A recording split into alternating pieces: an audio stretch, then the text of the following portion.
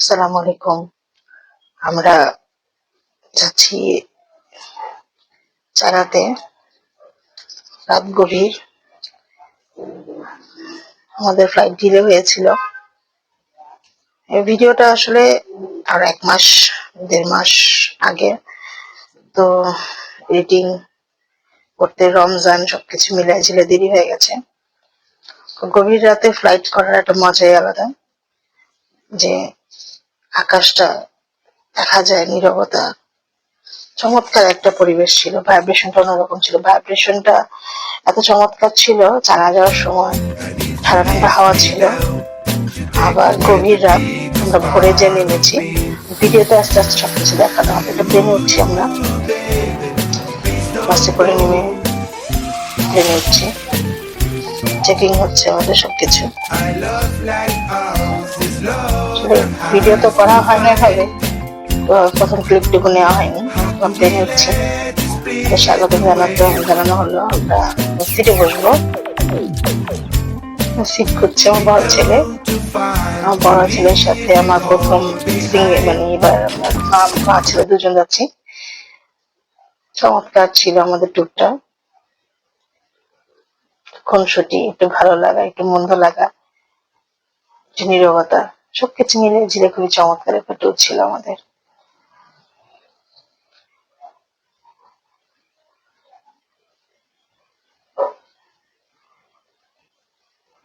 আমাদের প্লেন ছাড়ার সময় হয়ে আসছে। আমাদের ইনস্ট্রাকশন দিচ্ছে অনেক কিছুই।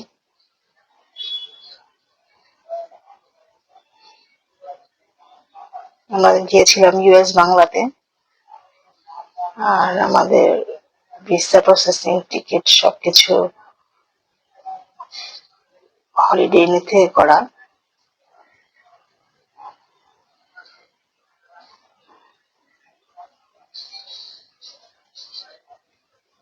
খুবই চমৎকার একটা ট্যুর ছিল আমাদের গভীর রাতে। আমাদের প্লেন ছেড়ে দিয়েছে, টেক অফ করবে এখন। আমার ছেলে ইনস্ট্রাকশন দেখাচ্ছে আমাকে। আমার বরাবর এরকম হয় যে প্লেনে ওঠার সময় আমি কিছু সময় প্রার্থনা করি স্রষ্টার কাছে, যে এত সুন্দর একটা যানবাহন, যেটা দিয়ে আমরা পাখির মতো উড়ে যাচ্ছি এক দেশ থেকে আরেক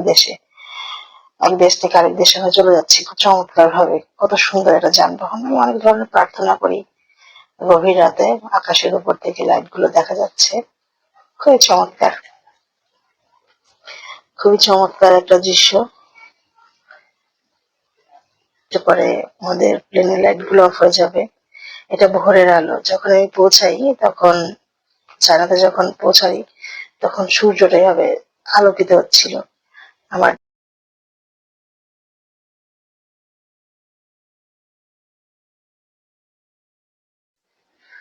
চমৎকার একটা সকাল ছিল আমাদের। এত সুন্দর ভোরের আলো, আকাশের উপর থেকে সূর্য ওঠা দেখাটা আসলে সবার ভাগ্যে হয় না। আলহামদুলিল্লাহ আমি দেখার সুযোগ পেয়েছিলাম।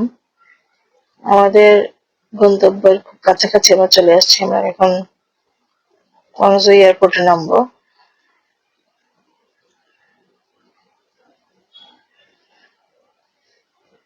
খুবই চমৎকার একটা জায়গা।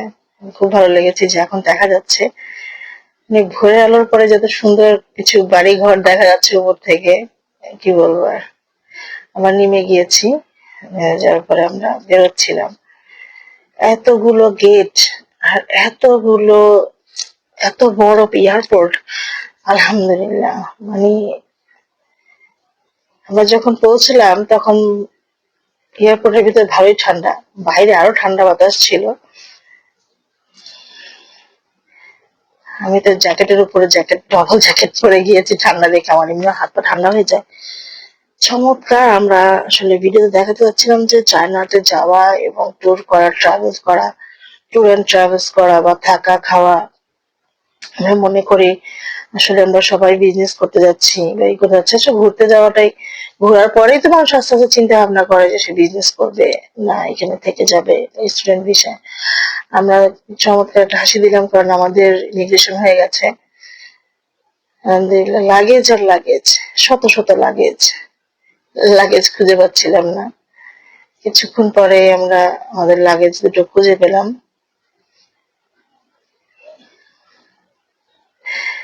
এত লাগেজ, কার লাগেজ কোনটা কেউ হুঁশ পাচ্ছে না, মানে এতটা ইমব্যালেন্স হয়ে গেছে। লাগেজ নেওয়ার পরে প্রায় 1 কিলোমিটার রাস্তার মতো হাঁটতে হয়। এটা মাটির নিচে একটা রাস্তা, দেখেন কত চমৎকার ভাবে ডিজাইন করে রেখেছে। হাঁটতে হাঁটতে ক্লান্তি বোধ হওয়ার মতো কোনো প্রসেস নাই। এই দিয়ে লাগেজ নিয়ে গেলে পাশ দিয়ে হাঁটতে হয়, আর হাতে বাম পাশে স্কেটার, কিন্তু ওখানে লাগেজ বা ট্রলি নিয়ে ওঠা যায়। সিঙ্গেল ট্রলি থাকলে ওঠানো যায়, কিন্তু ট্রলি গাড়িগুলো থাকলে নেওয়া যায় না। এয়ারপোর্ট এটা মাটির নিচে, রাস্তার নিচে, এটা দোতলার নিচে। এটা এত চমৎকার, আলো আধারের খেলা, খুবই চমৎকার লাগে রাস্তা নিচ দিয়ে হাঁটতে আমার। আমি যখন প্রথম গিয়েছিলাম তখন আমার এটার কথা মনে নাই, কিন্তু সেকেন্ড বার বা তার পরের বার যখন গেলাম আমি খুব ফিল করলাম যে জ্ঞান বিজ্ঞানের প্রযুক্তিতে যে চায়নারা কত কিছু করে রেখেছে, তাদের দেশটাকে যে কত উন্নত করেছে 200 বছরে, এটা আল্লাহ সুবহানাহু ওয়া তাআলাই খুব ভালো জানেন। আসলে জ্ঞানের কোনো শেষ নেই, জানারও কোনো শেষ নেই। কত চমৎকার দেখেন, মানে টাইটানিক বলি বা বলি, একটা জাহাজ কত সুন্দর নির্মাণ করে রেখেছে যে আপনি চাইলে একটু দাঁড়িয়ে ফটোশুটও করতে পারবেন, ক্লান্তিটা দূর হয়ে যাবে। অনেকখানি জায়গা, প্রায় 1 কিলো জায়গা হাঁটতে হয়। 1 কিলো জায়গায় একটু বেশি বলবো। আমি ভিডিও করছি, আমার ছেলে বলছে আম্মু তাড়াতাড়ি আসো। আমি ভিডিওগুলো নিচ্ছিলাম আর খুব টেনে দিয়েছি, কারণ পুরোটা রাস্তা জুড়েই প্রায় আমার 40 মিনিটের ভিডিও এটা। এডিটিং করছি যেহেতু একটু কম সময় নিয়েছি। আর কিছুক্ষণ পর পর খালি ওয়াশরুম আর পানি খাওয়ার জায়গা, ওয়াশরুম আর পানি খাওয়ার জায়গা কিছুক্ষণ পর পরই আছে। এই ড্রিঙ্কিং ওয়াটার। আমরা হাঁটছি তো হাঁটছি, হাঁটছি তো হাঁটছি। এই যে আমরা একটা লিফট পেয়ে গেলাম। বলা হয়নি, আমাদের জন্য এসেছিল, আমাদেরকে নিতে এসেছিল আমাদের এক ব্রাদার। এই যে দেখেন কি চমৎকার। আমরা কিন্তু দোতলার নিচে ছিলাম, নিচের তলায় কিন্তু ইমিগ্রেশনের ব্যাপার আছে, আবার একটু ওখান থেকেও ওঠা যায়। এই যে আমরা বেরোচ্ছি, নিচে নামবে, নিচ থেকে ইমিগ্রেশন করবে, তারও নিচে একটা রাস্তা আছে, তারও নিচে একটা স্কেলেটর, একটা স্কেলেটর, দুটো স্কেলেটর। ওই মাটির নিচে আরো দোতলা আছে। কিছুক্ষণ পর পরে আছে হলো ড্রিঙ্কিং ওয়াটার আর ওয়াশরুম, টয়লেট গুলো আছে সাইন দেওয়া। কত চমৎকার, কত ওপেনিং, মানে লাইটের ব্যবহার খুবই কম করেছে তারা। প্রাকৃতিক ভাবে সূর্যালোক, সূর্যের আলো চমৎকার ভাবে এয়ারপোর্টের মধ্যে ঢুকছে। এই যে আমরা এখন বেরিয়ে যাচ্ছি গেট দিয়ে। কি সিমসাম, কি সিম্পল, কোনো শাউট নাই। আমরা 20 নম্বর গেট দিয়ে বেরিয়েছি, আমাদের পার্কিং ছিল 20 নম্বর গেট থেকে বের হয়ে হাতের ডানে। বিশাল বড় এয়ারপোর্ট, এত বড় এয়ারপোর্ট। আমি যে গেটটা দিয়ে বের হয়েছিলাম সেটা মনে হয় ছিল 190 নম্বর গেট। ওদের এখানে মনে হয় 283 বা 260 এরকম আর কি গেট, এক্সিট গেট গুলো।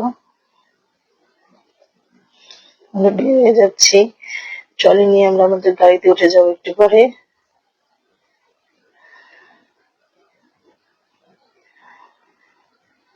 সারা রাত জার্নি করেছি, টায়ার্ডও ছিলাম। কোন রকম গাড়িতে উঠলে একটু হাফ ছেড়ে বাজবো, একটু রিল্যাক্স হবো, তারপরে তো হোটেলে চলে যাব। আমাদের হোটেল থেকে গাড়িটা পাঠিয়েছিল।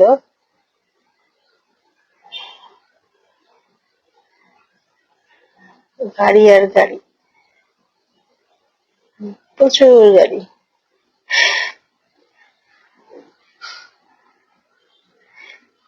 এটা হচ্ছে আমাদের গাড়িটা।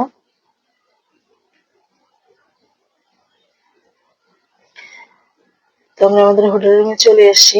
1 ঘন্টা লেগেছে, পথের ভিডিওটা আসলে অ্যাড করা হয়নি এখানে। 1 ঘন্টা লাগে এয়ারপোর্ট থেকে আসতে। এটা আমাদের ইগল হোটেল।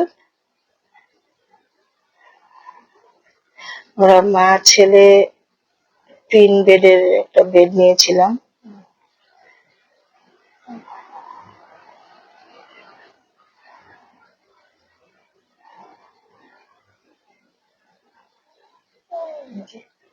চমৎকার জায়গা ছিল, খুব চমৎকার একটা জায়গা গুয়াংজু যেখানটাতে আমরা ছিলাম।